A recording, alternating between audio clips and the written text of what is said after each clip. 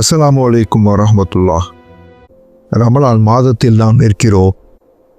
இது சாதாரண மாதம் அல்ல, இது அல்லாஹ்வின் கருணை கதவுகள் திறக்கப்படும் மாதம், பாவங்கள் மன்னிக்கப்படும் மாதம், நரகத்தின் கதவுகள் மூடப்படும் மாதம். ஒரு வருடம் நாம் செய்த தவறுகளை திருத்திக் கொள்ள அல்லாஹ் கொடுத்த மீண்டும் ஒரு அழகான வாய்ப்பு இந்த ரமலான். நமது வாழ்நாள் முழுவதுமே நாம் செய்த தவறுகளை சீர்திருத்திக் கொள்ள அல்லாஹ் கொடுத்த மீண்டும் ஒரு நல்ல வாய்ப்பு இந்த ரமலான். இந்த புனிதமான மாதத்தில் ஒரு நல்ல செயல் பல மடங்கு நன்மையாக எழுதப்படும். ஒரு சிறிய துவா கூட வாழ்க்கையை மாற்றிவிடும்.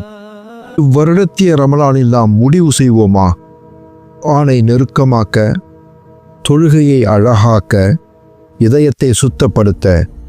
புனிதமான ரமலான் கடைசி ரமலானாக கூட ஆகலாம். அதனால் ஒவ்வொரு நாளையும் அல்லாஹுக்கு அருகாக செல்ல பயன்படுத்துவோம்.